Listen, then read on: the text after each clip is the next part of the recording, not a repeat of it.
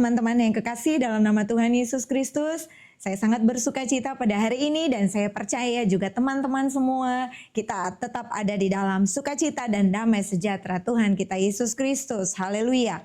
Hari ini kembali kita akan sama-sama mendengarkan kebenaran firman Allah yang tertulis di dalam 2 Timotius pasal yang keempat, ayatnya yang ketiga sampai keempat. Demikian bunyi firman Tuhan. Karena akan datang waktunya, orang tidak dapat lagi menerima ajaran sehat, tetapi mereka akan mengumpulkan guru-guru menurut kehendaknya untuk memuaskan keinginan telinganya. Mereka akan memalingkan telinganya dari kebenaran dan membukanya bagi dongeng. Puji Tuhan. Teman-teman yang kekasih dalam nama Tuhan Yesus Kristus, firman Tuhan selalu hadir di dalam kehidupan kita yang berguna untuk mengingatkan, menasehati, bahkan juga memberikan pengajaran-pengajaran, juga untuk menegur kita. Dan kita percaya bahwa semua teguran, nasihat yang diberikan Tuhan melalui firman-Nya yang adalah Allah sendiri, itu bertujuan bukan untuk menghancurkan kita, tetapi bertujuan untuk membuat kita kembali dibangkitkan, untuk kembali membuat kita menuju kepada jalan kebenaran, dan meninggalkan segala dosa-dosa kita, bertobat sehingga kita dapat kembali kepada jalan dan kebenaran yang Tuhan sudah siapkan buat kita. Itulah sebabnya firman Tuhan ini mengingatkan kita bahwa ini adalah kondisi di mana bukan hanya terjadi di waktu yang lalu, tetapi ini juga ada di waktu yang saat ini. Karena manusia yang ada akan datang waktunya, kata firman Tuhan, bahwa orang tidak akan lagi mau menerima ajaran yang sehat. Tetapi mereka akan mengumpulkan guru-guru menurut kehendaknya untuk memuaskan keinginan telinganya. Pada perjanjian lama, hal ini juga terjadi pada Raja Ahab. Di mana Raja Ahab sangat tidak menyukai Nabi Mika yang selalu menubuatkan yang tidak baik tentang dirinya. Padahal Nabi Mika mendapatkan itu semua tentunya adalah dari Tuhan. Tetapi setiap kali dia menyebutkan nubuatan terhadap Raja Ahab, yang dia sampaikan berupa teguran, berupa seruan untuk pertobatan, dan Ahab tidak menyukai hal itu. Sehingga pada akhirnya dia mencari, bahkan mengumpulkan ada sekitar 400 nabi-nabi yang mau memberikan kepada dia nasihat yang mengenakan telinga. Bahkan nabi-nabi itu dia kumpulkan untuk nabi-nabi itu mengucapkan sesuatu yang sedap untuk didengar dan hanya untuk menyenangkan hatinya, tidak untuk menegur, tidak untuk memberikan nasihat seperti yang dilakukan oleh Nabi Mika. Dan sangat berbeda halnya dengan apa yang dilakukan oleh Raja Yosafat, yaitu Raja Kerajaan Yehuda, di mana Yosafat itu lebih mengutamakan petunjuk dari Tuhan, sekalipun sakit, sekalipun isinya berupa teguran, sekalipun sesuatu yang tidak enak didengar oleh telinga, tetapi Yosafat, yaitu Raja Yehuda, taat dan mau mendengarkan sekalipun teguran itu keras. Dan itu yang mungkin terjadi pada masa-masa ini. Dengan tidak ingin menghakimi siapapun atau hamba Tuhan manapun, pelayanan di gereja manapun.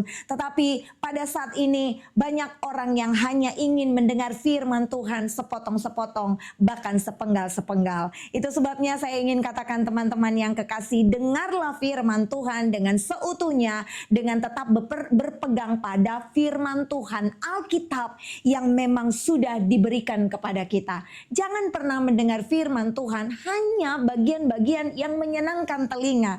Mana bagian-bagian yang berkata tentang kita akan diberkati, kita akan diberikan kelimpahan, kita akan diberikan damai sejahtera, kekayaan, kesembuhan. Hanya bagian firman yang seperti itu saja yang menjadi kenikmatan bagi kita. Ataupun mungkin firman yang kita dengar yang mengundang tawa, yang mengundang kegembiraan saja, tetapi ketika firman yang disampaikan berupa teguran, berupa nasihat, berupa pertobatan yang memang benar-benar mengobrak-abrik dosa-dosa yang ada di dalam diri kita, kita berkata, hamba Tuhan itu sepertinya tahu tentang kehidupan saya. Hamba Tuhan itu khotbahnya hanya untuk menunjuk-nunjuk saya. Hamba Tuhan itu kerjanya hanya untuk menyudutkan saya. Padahal seorang hamba Tuhan sebelum dia menyampaikan firman, Tuhan, di tengah-tengah jemaat Tuhan, dia pasti berdoa dan mempersiapkan diri dengan sungguh-sungguh. Dan saya yakin tidak ada hamba Tuhan manapun yang ada dalam pengurapan kuasa Roh Kudus yang berkhotbah dengan tujuan ingin menunjuk-nunjuk jemaat,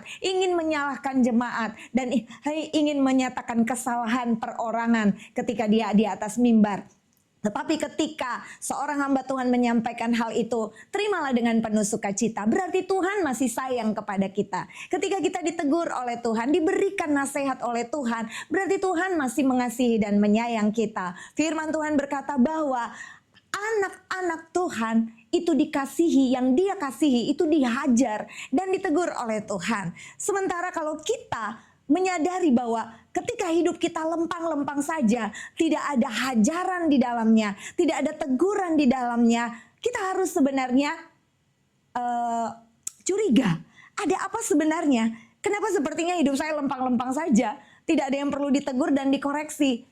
Firman Tuhan katakan berarti kita adalah anak-anak gampang. Itu sebabnya berbahagialah kalau sampai pada hari ini firman yang dinyatakan kepada kita masih memberikan kepada kita teguran, nasihat. Di dalam firman ini dikatakan bahwa mereka hanya mengumpulkan guru-guru menurut kehendaknya. Kita mengundang hamba-hamba Tuhan. Kita mau supaya hamba-hamba Tuhan, bahkan mungkin kita mengatur pendeta di mana kita beribadah untuk hanya mengucapkan khotbah-khotbah tentang berkat, tentang sukacita. Kita mau supaya hamba-hamba Tuhan ini berkhotbah yang lucu-lucu saja, sehingga membuat kita pulang dalam keadaan tetap bersukacita. Saya pernah mendengar ada seorang yang mengatakan kepada saya, dalam 1 minggu ini saya sudah bekerja dengan capek, lelah, bahkan tubuh jasmani, belum lagi otak ini semuanya benar-benar habis-habisan di dalam pekerjaan. Masa khotbah hari Minggu juga hantaman, masa khotbah pada hari Minggu juga sifatnya teguran. Ya hamba Tuhan itu mengerti supaya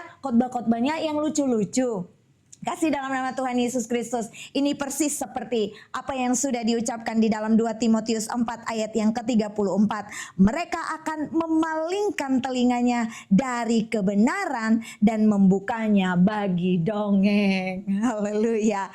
Ini adalah teguran buat kita pada saat ini. Di mana mungkin kita sedang memilah-milah. Mana khotbah yang pantas untuk kita dengar. Mana firman Tuhan yang pantas untuk kita cerna. Tetapi pada saat ini firman Tuhan meneguhkan kita kembali bahwa kalau kita tidak mau mendengarkan kebenaran, kalau kita tidak mau berpegang kepada apa yang firman Tuhan ingin kita lakukan, yaitu nasihat-nasihat, bahkan solusi untuk masalah-masalah yang kita hadapi, kita selalu ingin mencari jalan pintas, kita selalu menginginkan kesembuhan dengan instan, kita selalu menginginkan kita melihat masa depan kita, kita selalu menginginkan sekarang sedang musim soal kodam, untuk apa kita tahu? Dan mengapa kita harus mencari-cari tahu siapa yang menjaga kita? Kita orang-orang percaya, anak-anak Tuhan, saya mau katakan jangan pernah cek kodammu. Karena orang yang ada bersama dengan kita adalah malaikat-malaikat. Dan Tuhan selalu ada bersama dengan kita. Roh Allah ada bersama dengan kita. Untuk apa kita cek kodam segala macam? Itu menandakan bahwa kita adalah anak-anak gampang. Kita tidak punya pengharapan di dalam Tuhan. Bahkan jangan pernah percaya dengan ramalan-ramalan. Saya mau katakan dongeng-dongeng nenek-nenek moyang itu semua adalah kekejian bagi Tuhan. Jika kita percaya dengan segala ramalan-ramalan yang saat ini sedang begitu banyak ditawarkan, percaya hanya kepada Tuhan. Karena janji Tuhan, masa depan yang penuh harapan, hari depan yang penuh harapan sudah menjadi bagian kita. Itu sebabnya untuk apa kita bertanya dengan orang-orang pintar. Seandainya orang pintar itu memang tahu tentang jalan hidupnya yang akan datang, dia nggak akan jadi orang pintar. Tetapi dia akan cepat-cepat masuk ke surga. Ya, kalau memang dia tahu apa yang akan terjadi atas hidupnya hari ini, besok, dan seterusnya. Itu sebabnya teman-teman yang kekasih, saya mau katakan, kalau kita mengakui bahwa diri kita adalah anak Tuhan, pengikut Kristus, jangan pernah berhubungan dengan orang pintar, dukun. Dan juga segala macam bentuk tahyul apapun. Tetapi peganglah pengharapan kita ada di dalam Tuhan. Mungkin firman pada hari ini cukup keras bagi kita semua. Dan tidak sedikit mungkin yang akan menantang firman yang saya sampaikan pada hari ini. Tetapi ini adalah kebenaran. Dan saya tidak takut ketika ini adalah kebenaran yang memang harus saya sampaikan. Itu tergantung pada kita semua. Di dalam firman Tuhan, Galatia pasal 1 ayat yang ke-10 dikatakan, jadi bagaimana sekarang? Adakah ku cari kesukaan manusia atau kesukaan Allah? Adakah aku coba berkenan kepada manusia? Sekiranya aku masih mau mencoba berkenan kepada manusia, maka aku bukanlah hamba Kristus. Haleluya. Saya adalah hamba Kristus. Ada kalanya saya tidak akan diperkenan manusia. Ketika kita tidak diperkenankan manusia oleh karena kita berbuat jahat, mungkin kita harus introspeksi. Tetapi ketika kita menyampaikan kebenaran, kita tidak akan diperkenan manusia, bahkan tidak menjadi kesukaan manusia. Tidak mengapa jemaat Tuhan, karena kita mau menjadi kesukaan Allah. Dikatakan jika kita mengutamakan kesukaan manusia, maka kita bukanlah hamba Kristus. Haleluya. Sepahit apapun teman-teman yang kekasih, selama itu kebenaran firman Tuhan sampaikan. Selama itu firman yang disampaikan oleh seorang hamba Tuhan yang kita dengarkan, terima dengan penuh sukacita. Karena apa?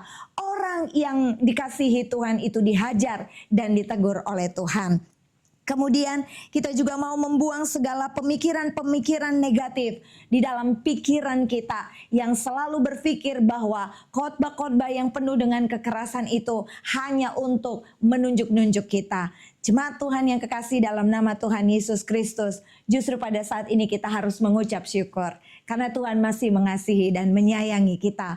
Firman itu datang bukan secara kebetulan. Tapi kita percaya ketika firman, yaitu Allah sendiri, datang di dalam kehidupan kita. Karena Tuhan ingin menunjukkan kasih sayangnya, bahkan ingin menunjukkan apa yang harus kita lakukan, apa yang harus kita perbuat. Karena kita percaya bahwa firman yang disampaikan itu adalah firman yang hidup dan berkuasa. Jangan kita memilih-milih firman. Jangan kita mencoba untuk mereka-reka dengan pikiran kita sendiri. Tetapi terimalah semua firman. Apapun jenisnya, apapun isinya, dan apapun sifatnya. Jika kita tahu bahwa itu berasal dari Tuhan dan itu adalah Allah sendiri, maka kita akan menjadi orang yang tetap bersukacita ketika firman Tuhan hadir di dalam kehidupan kita. Mari, jemaat Tuhan yang kekasih, saya selalu menginginkan agar semua teman-teman kita boleh berbagi dan sharing kesaksian di kolom komentar, boleh bersaksi tentang apapun pengalaman, sukacita, rohani yang kita hadapi bersama dengan Tuhan. Kemenangan kita boleh saksikan sehingga menjadi berkat bagi orang lain, bagi siapa saja yang ada di sekitar kita. Kita rindu, kita semua boleh menjadi orang-orang yang menjangkau jiwa, semua untuk kemuliaan bagi nama Tuhan. Puji nama Tuhan, Tuhan Yesus memberkati kita semua. Haleluya.